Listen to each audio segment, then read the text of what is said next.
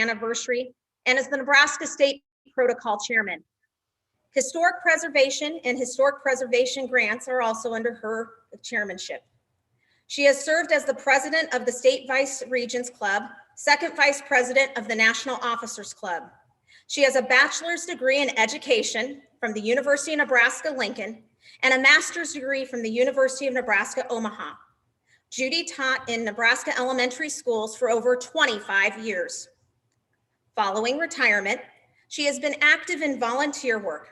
She serves as a historic chairperson for the John C. Fremont Days, on boards of the Fremont Area Hospital Foundation and the Fremont Family YMCA. She is the past president and current board member of the Dodge County Historical Society and serves as a docent and past at the Louise E. May Museum and board member of the Friends of Fremont Parks. Member and past president and current corresponding secretary of Chapter EXPEO, member of Colonial Dames of the 17th century, and serves as a board member on the Humanities Foundation for the state of Nebraska. Judy is a member of St. Patrick's Catholic Church in Fremont. She and her husband, Jack, are the parents of 2 sons and grandparents of 7. At this time, it gives me great pleasure to hand off this video presentation to Judy Eckler. Judy.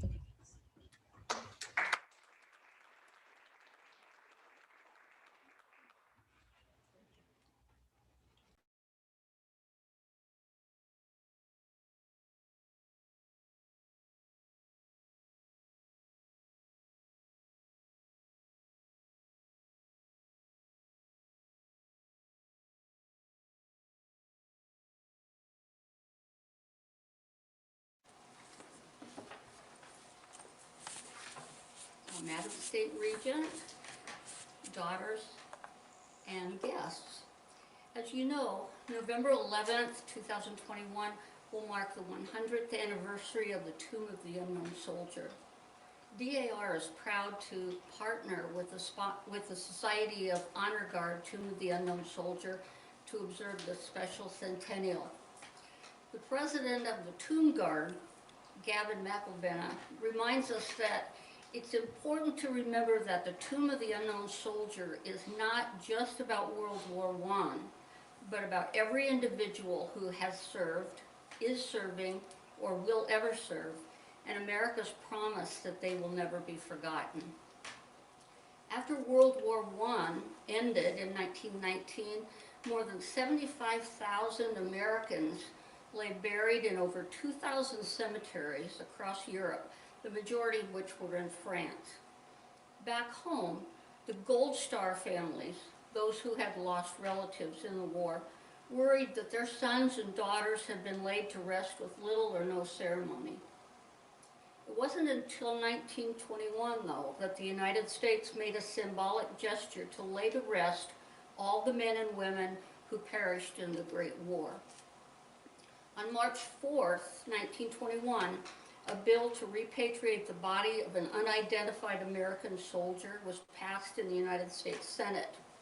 At last, the United States had decided to follow in the footsteps of France and Great Britain to formally commemorate the war dead by burying the body of an unknown American at Arlington National Cemetery atop a hill overlooking Washington, D.C.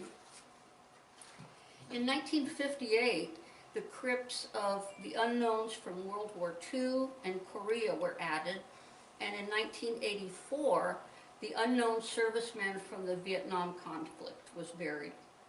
The remains of the Vietnam unknown were eventually identified through DNA testing, and the remains were returned to the family, so it has been decided that the crypt will remain vacant.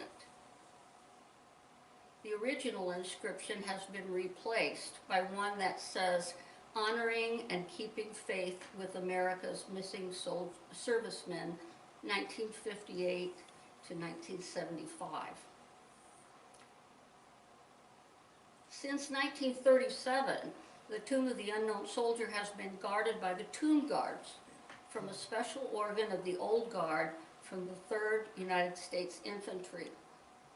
In order for a soldier to even be considered for an appointment as a tomb guard, a soldier must be highly motivated, disciplined, and possess a strong military bearing and soldierly appearance. Tonight, we are so fortunate to have with us a former tomb guard, Specialist 4th Class Lonnie Bertelson, who will share with us some information about the Tomb of the Unknown Soldier, requirements and training for the tomb guards, and his personal experiences as a tomb guard from 1981 to 1982, badge number 244. Mr. Bertelson's preferred method of presenting is to begin with basic information and then to follow up with questions from the audience. Since a presentation for the entire Nebraska DAR audience is not possible this year, we're improvising. We've assembled here some DAR members from area chapters. We are social distancing and following all the COVID safety guidelines.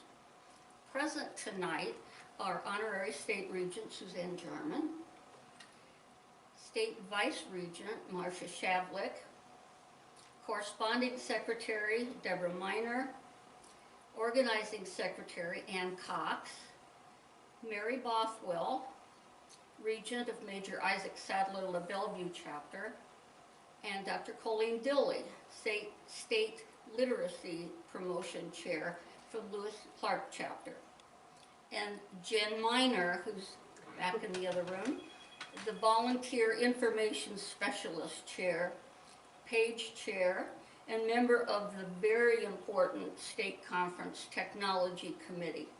Jen is recording tonight's presentation, and we are so grateful that you're here, Jen. After Mr. Bertelson's presentation, he will take questions from our audience. And now, let me introduce our guest speaker. Lonnie Bertelson was born August 1st, 1962, in Fremont, Nebraska, to parents Louis and Patricia Bertelson. The family then moved to rural U-Town, Nebraska, where Bertelson grew up with 6 siblings. He attended kindergarten through high school at U-Town Public Schools and graduated in 1980. He joined the Army shortly after graduation and served 4 years. 2 years at Fort Myers, Arlington, Virginia, and 2 years at Heilbronn, Germany. He was discharged in 1984.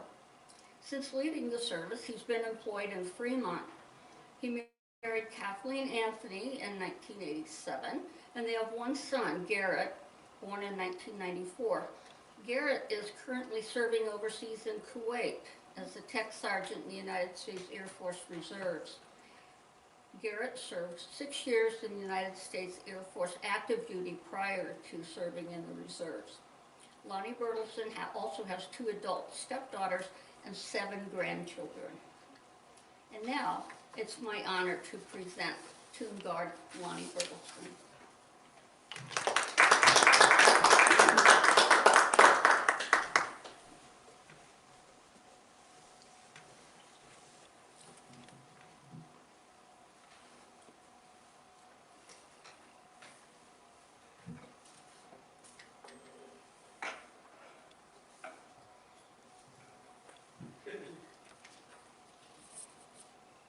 I apologize. A lot of this stuff really gets me very emotional when you think of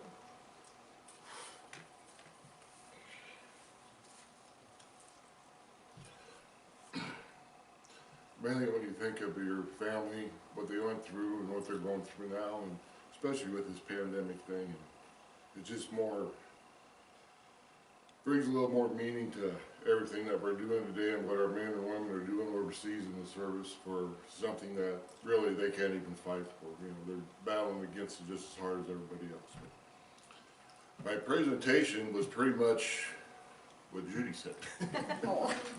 But there's a few things like like 9 years after they laid the first World War I unknown in, the actual tomb itself was erected. It was just a marble slab at that point.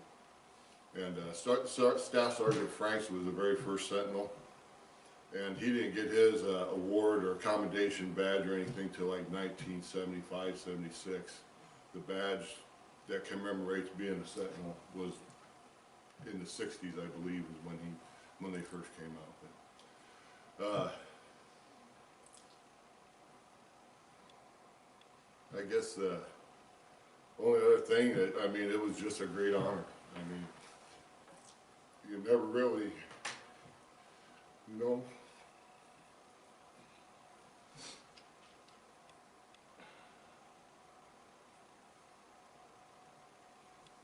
you really never know till you leave something, how much you appreciate doing something.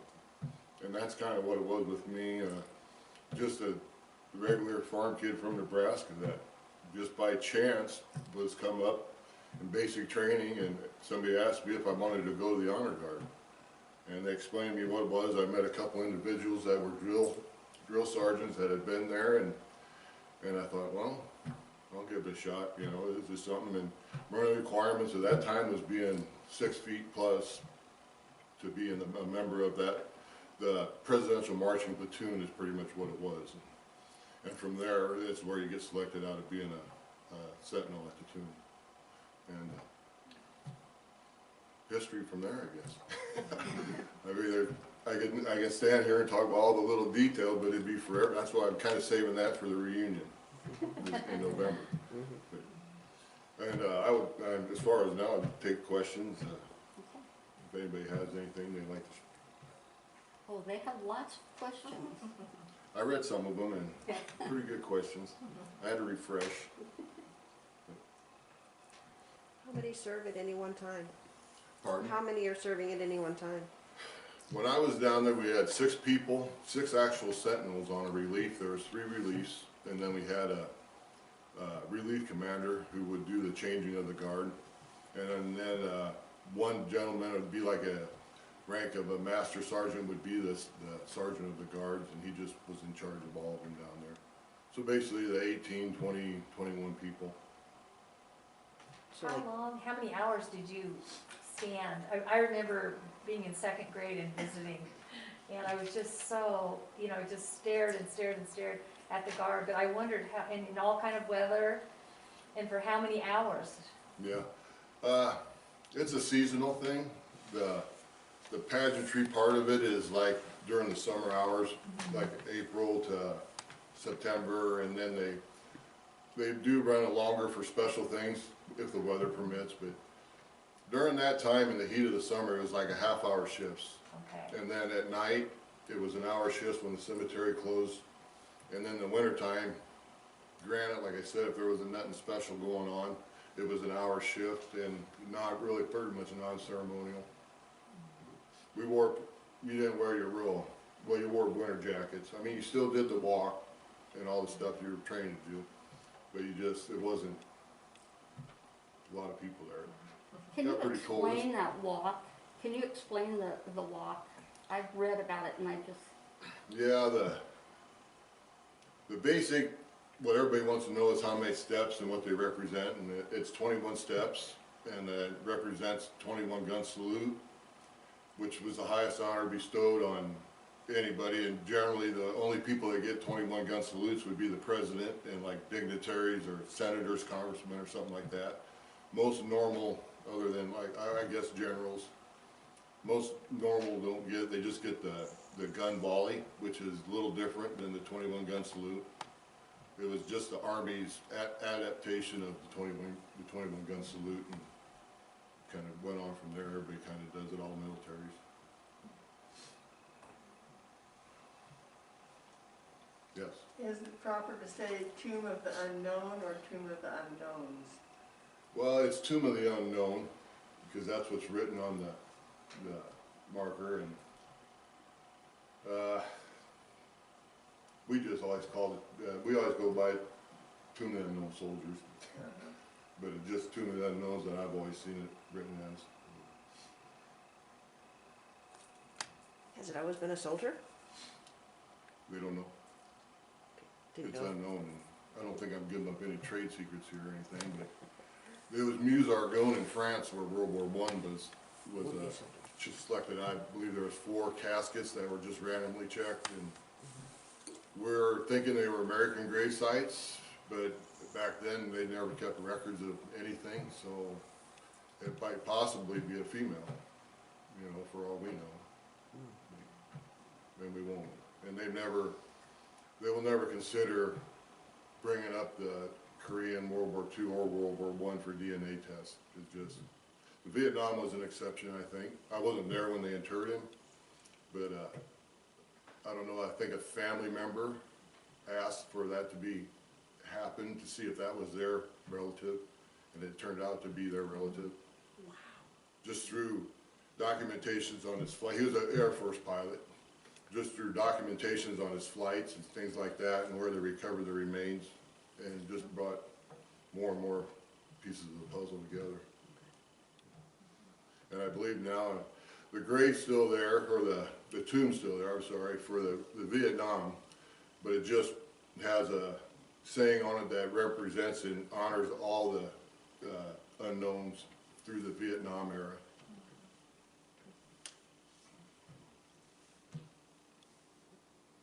Yeah. What is the proper etiquette for a tourist who comes to Arlington to view the tomb and the guards are there? Do you just completely ignore the guards? You should speak to them, I suppose. No, there's a perimeter around there. They have the chains. You can't approach it from the steps, which is facing Washington DC is where all the steps were. You approach it from the sides, there's the chain is moved a lot further back. We changed what we called the perimeter. Was moved a lot further back than when I was down there. When I was down there, I was probably from me to you ladies away. You know, that's how close, but now it's a good 30 feet or more. And I imagine that's just precaution, safety reasons or whatever, but I mean, you're in a national cemetery. I mean, common sense tells you kind of should guide you what your respect should be when you're in there and how you should represent yourself. I just wondered if military people are supposed to salute you or just ignore you. No. Even if I was an officer, there's no rank marked on your uniform except for the relief commander, sergeant of the guard, because you're representing the unknown soldiers there. And I don't know if Kathy sent you a couple pictures that had us walking the mat, and yeah, we don't associate with nobody out there except for, you know, our changeover. That's the only time we get to talk, unless somebody breaks the chain barrier or we see something happening that possibly could desecrate the area, you know.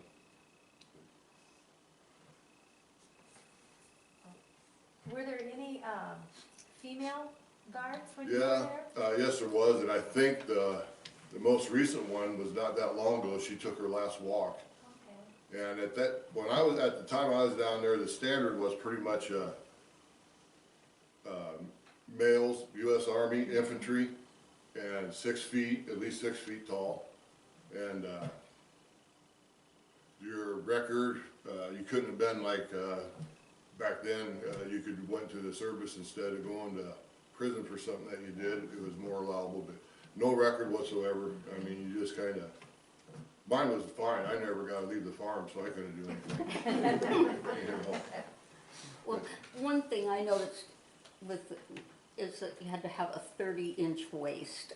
Oh, Yeah. wow. We had a rack down there, it was almost like no, I don't know what they call them now, but it was just, everybody had their own little rack that was 30 inches, your belt had to fit in there, buckle to buckle, you know, hasp to buckle. That's over all your clothes, you know, whether it was, and we always wore winter gear because that was the best pressing. You get better lines out of it, and if you didn't, you know, you were taken off the mat if it didn't fit. You couldn't walk anymore until that belt fit again. So where did you stay? Did you stay? Arlington, Virginia, Fort Myers was our home base, and then when we were on duty, which was a 24-hour period, three release, so we worked every third day, we would stay at the tomb. There was underneath the amphitheater there's some tomb guard quarters, and they're visitable if you go there and ask to walk through them. If you ever get there, they'll give you tours down there. And if you were a badge holder, you could leave at night. If you weren't a badge holder or somebody in training, you did the 24-hour walk through the night, and that generally after the cemetery closed, that was 2-hour shifts. Kind of scary shifts in the middle of the cemetery. Yeah. You had mentioned about the ceremony. Is that only done during the summer, or is it when you change guards and they look and toss? No, yeah, that's all, it's all through the daytime hours, which are shortened quite a bit in the wintertime. We still go out and do that. I guess the best thing for that was, you know, there wasn't a lot of people around, but it was a great training thing for people that were down there to earn a badge. But we all, yeah, every changing of the guard through the opening of the cemetery to its closing was done ceremonially. Just, you know, like wintertime, wasn't real full dress, it's just winter coats and, yeah. Can you talk about uniform preparation? Yeah. We had a thing, it was a gig mirror. Generally took you, I would say after each walk, if it wasn't inclement weather, probably an hour just to refresh what you had to do. Refresh your pants and your shirt, re-spit shine your shoes, polish any brass that was messed up and just remeasure everything. There's a video out on it, a newer video, and they show you how detailed they get with these little millimeter measuring sticks for this to be here, this to be there, and things like that. But once you had it down, it wasn't too bad. And like I said, the more you walked, the more you did, and that was just pretty much Is there entailed. a lifelong code you have to follow? Well, let me get you something real quick here. There is a code. It's called the Sentinel's Creed. And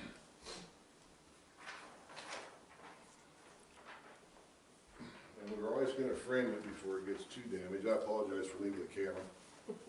But it's called the Sentinel Creed. And I walked with this guy, the guy that's here, the gentleman here was a sergeant down there when I was down there.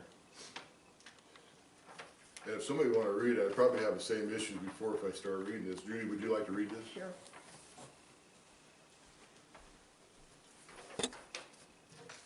My dedication to this sacred duty is total and wholehearted. In the responsibility bestowed on me, never will I falter. And with dignity and perseverance, my standard will remain perfection. Through the years of diligence and praise and the discomfort of the elements, I will walk my tour in humble reverence to the best of my ability.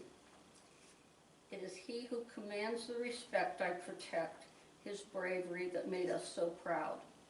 Surrounded by well-meaning crowds by day, alone in thoughtful peace of night, this soldier will in honored glory rest under my eternal vigilance.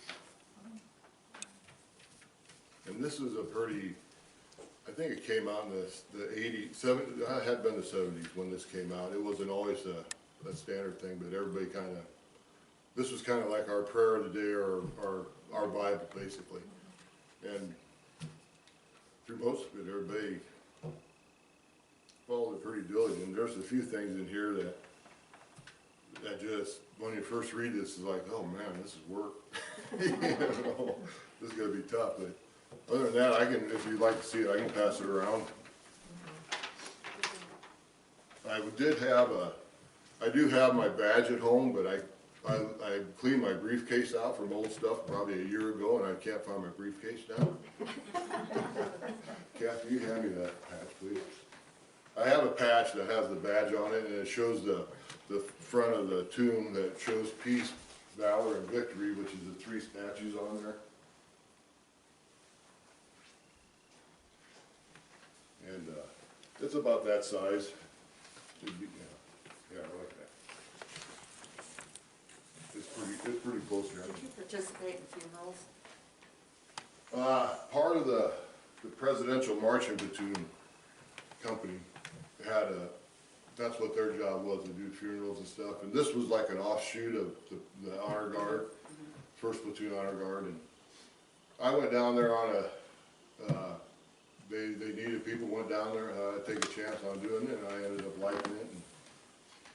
And I guess the funeral, caissons is if you ever seen them, they're the main funeral for the higher up. I have a yellow lad named Kason. Yeah, our caisson platoon was the one that did it on the horses, and it was really pretty, something to see, It is, it's magnificent. yeah. So did you ever take your son to DC to see this? Well, I'm hoping this year, Okay, yeah. Being it's 100th, we went about 5 years ago, and he just was busy doing things still in high school. Well, he was in basic training, I believe, yeah, that's right, he just got out.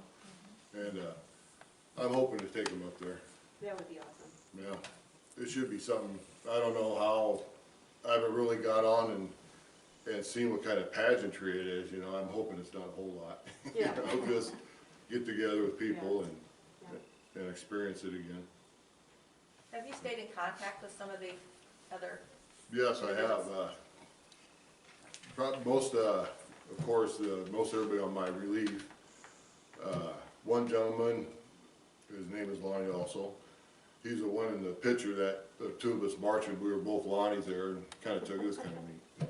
But yeah, he came out this summer, he works for a computer type deal where they wire veterans, administration buildings and things like that, and he came out and spent a few days, and everybody kinda keeps in contact, you know, call each other, you know. But How long were you a tomb guard? I was down there 13 months, between 82 and 84, or 80, yeah, 82 I think. Lonnie, was there, you mentioned, your height and your stature, was there an age limit? Did you have to be a certain age? No, there was no age limit, and actually no rank as far as enlisted, but you couldn't wear your rank if you were a sentinel. Officers were pretty much kind of like the commander, a little above the sergeant of the guard down there. They didn't really do a whole lot involved. They were more into the ceremonial end of the company. Did anybody ever quit? Oh, plenty. The quitting was worse than not qualifying. And when I was down, there was probably 3 in my group. Well, it wasn't a group. There was like they come down when you were down there, and then they leave, come down when you were down there. But it only takes about a week or 2 before you figure out whether you're going to be able to do it or not. And now they have a different way of doing it. They take groups of people down there and get quite a pretty good return out. They're always full, from my understanding. They're never lagging for people wanting to go down there, which is a good sign. Did they struggle in your time frame? Pardon? Did they struggle to fill those positions in your time frame? Some of it was physical, but I think most of it was the mental part of it. And I don't mean mental like super IQ type stuff, just the stress level of it and needing to know certain things. And I do remember one of the questions that you had given me was if I had to find or remember certain individual grave sites for the training purposes. And yeah, you do.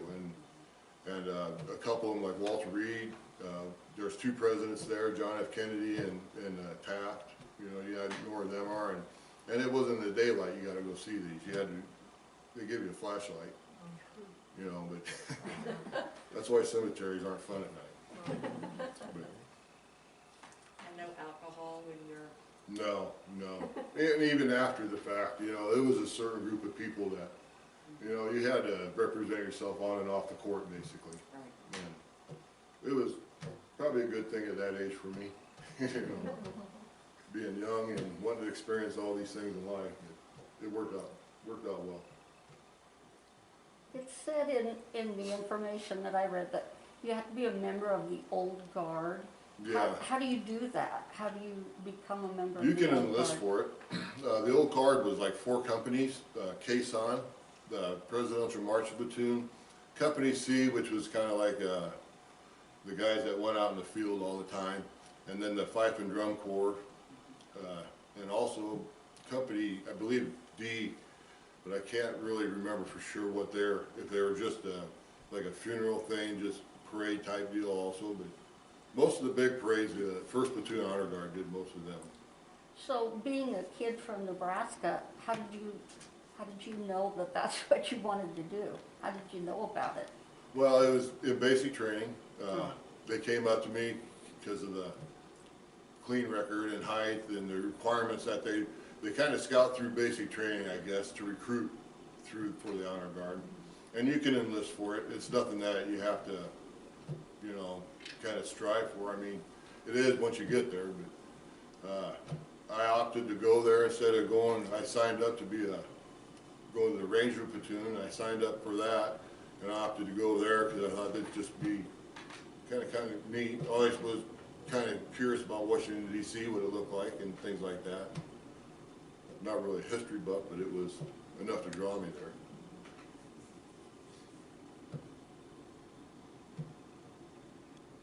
Got any questions, Kat? No.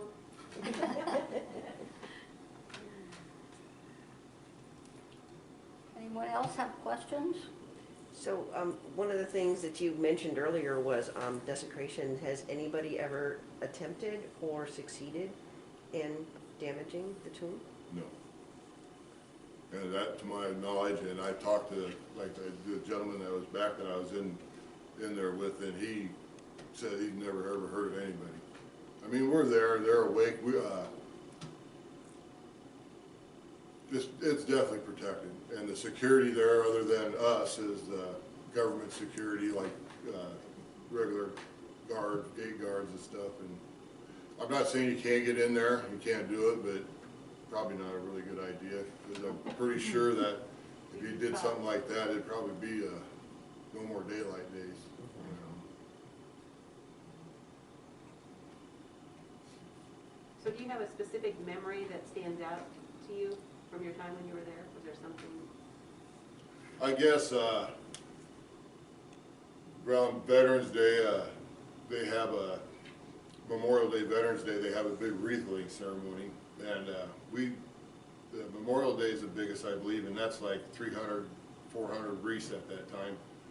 And I actually got to meet she's from Ceresco, and I'm probably going to best this, Royal Order of the Cooties. Yeah. Something like that, and she was some dignity, or I don't know what her position there was, but I got to lay their wreath. That was kind of neat, you know, just the Nebraska connection there. And most all the times I got scared by other people down there, I remember all them in the middle of the night. 'Cause that seemed to be part of the training, where you had to have the daylight scared out of you to make it.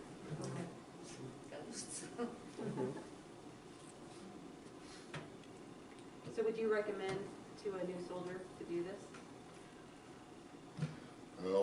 Well, I'd recommend, yeah, but it's just, at least go look at it and see if that's something that, you know, you want to do. Because as far as going in and using it to,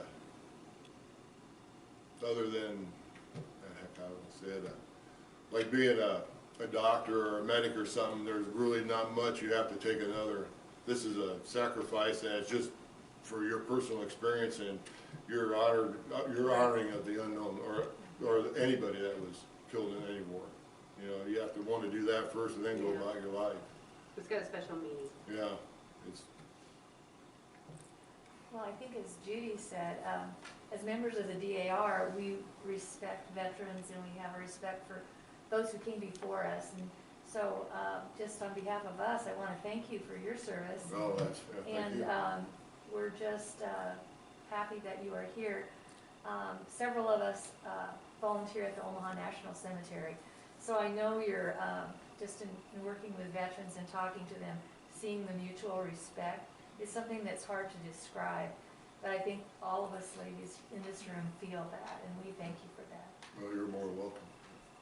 It's hard to come. I mean, if I had known this many women were here, I wouldn't have come. It's okay.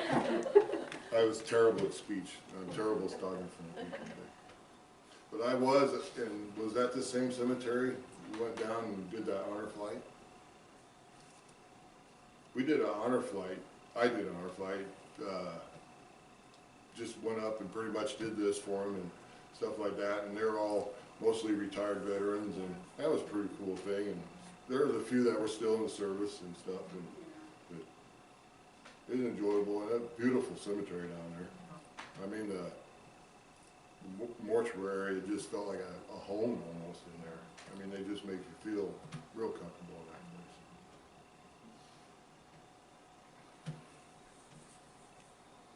Well, you said that you were in for 13 months. Is that standard, pretty much people's? No, you can be down there as long as you want. The gentleman on that Sentinels Creed has probably the longest run down there. He was down there, did like 3 different tours down there, and has over 500 something mat appearances. Walks on the mat. Wow. Yeah. Yeah, so you can, however long you want to stay down there, you know. One particular reason for me to left, wanted, you know, something different.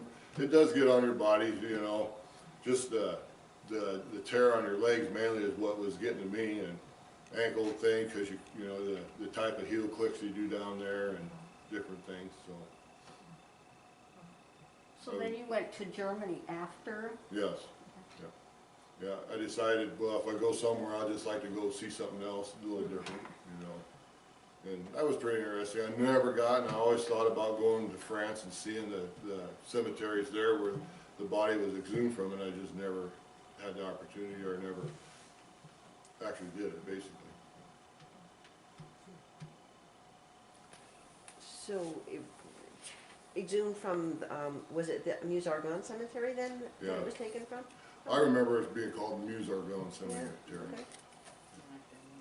Have it? Yeah.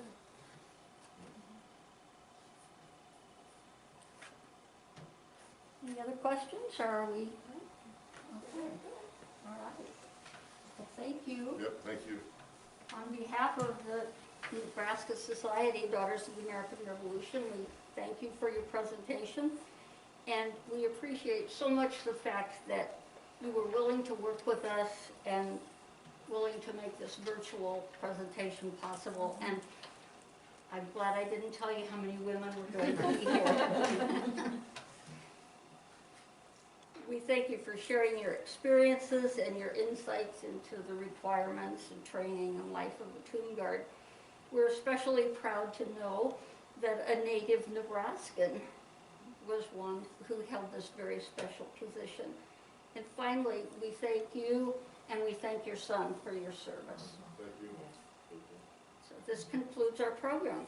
Let us, the members of the Nebraska Society Daughters of the American Revolution, continue to rise and shine for America.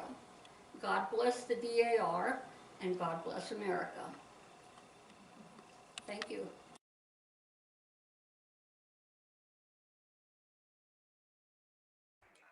Let us give a standing round to Lonnie for his presentation here on site. I know here in Grand Island, we were very impressed. And as I say, I know sunshine hands as well for in the digital world. So thank you. And we will go ahead and proceed. We are excited about the DAR's partnership with the 100th anniversary commemoration. And Judy, I know that on behalf of the Nebraska Society DAR, please be expecting some type of honorarium that you can use towards a special project of your choice. And we are hoping maybe it can go towards the aspect of maybe expanding some of the Never Forget Garden that Judy did share with us earlier during the conference. I have one last presentation to make. I have here an announcement from the Governor of Nebraska, Pete Ricketts, to read in honor of several of our guests. Admiralship in the great Navy of the state of Nebraska. To all who shall see these presents, greetings. Yet know thee that reposing special trust and confidence in patriotism, valor, fidelity, and abilities of Lonnie Bertelson and Judy Eckler, and knowing you both to be good people, loyal friends, and counselors, I have nominated you and do appoint you to be admirals in the great state Navy of Nebraska.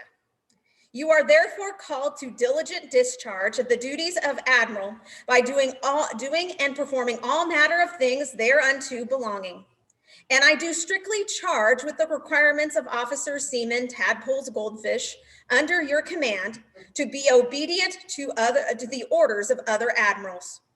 And you are to observe and follow them from time to time, such directions as you shall receive according to the rules and disciplines of the great Navy of the state of Nebraska. To this commission, I continue to enforce for the duration of all of your good behavior and pleasures of the Chief Admiral of the great state of Nebraska. Given this unto my hand in the city of Lincoln, state of Nebraska, on this the 13th day of March, 2021, the year of our Lord, Pete Ricketts. So also given admiralships will be all of our visiting state regents digitally. So in order they will be, and if my page would help me out as I unfold them, Marla Suter from Iowa, Susan Metzner of Kansas, Lori K. Bagwell of Nevada, Susan Broderick of California, and Gretchen McGee of Arkansas. This admiral, as well as the other admirals in our audience, salute you. And actually, there were quite a few salutes in the audience, so we do have quite a few admirals in here. So I'm very pleased that we can share. And for my visiting state regent friends, there will also be a few gifts that I will be sharing with you, as well as my state regent pin. And we do hope that someday we could host you here in the state of Nebraska. At this time, I am pleased to offer a invitation, and speaking on behalf of the District 4 chapters will be Leah Culver Whitcomb with a special greeting.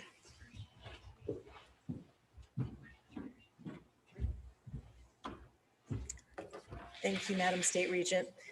On behalf of the Homestead District 4 chapters, we look forward to hosting you at the 120th Nebraska State Conference in Kearney, Nebraska next year.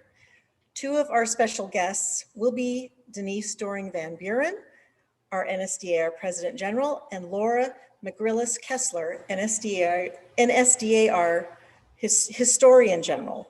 Mark your calendars for March 10th, 11th, 12th, and 13th, 2022. And we look forward to seeing you all in Kearney. Thank you.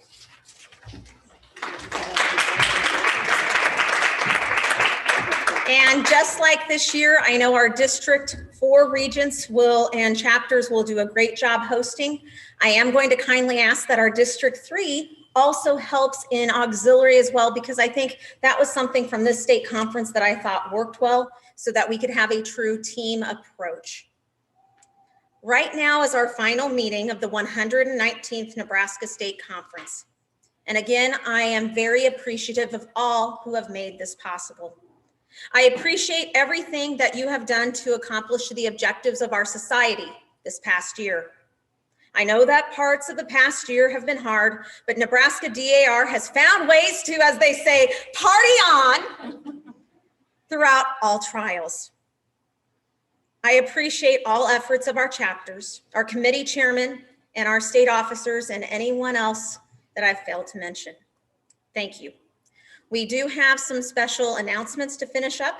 The first is going to be the drawing, because we did sell the final of the blue tickets. So I don't know if I can draw, because I do have a ticket in here.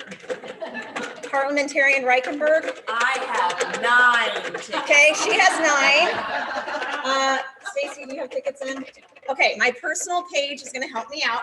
I'm actually going to hold something for once. And she can grab. Come on. Leanne. Oh! Okay.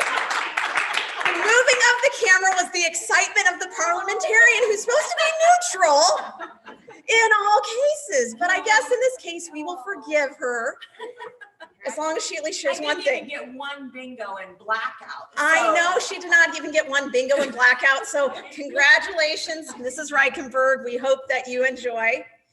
So as I say, we will enjoy that. Also, as a clarification for any of you who bid on the silent auction items that were auctioned off to help support the Helen Pouch Memorial Fund, since we did not have the Junior Bazaar this year, The total taken was approximately $960.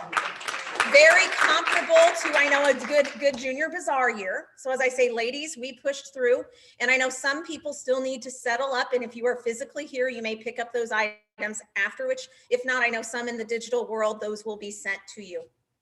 At this time, will State Chaplain Bev Sheely give the benediction.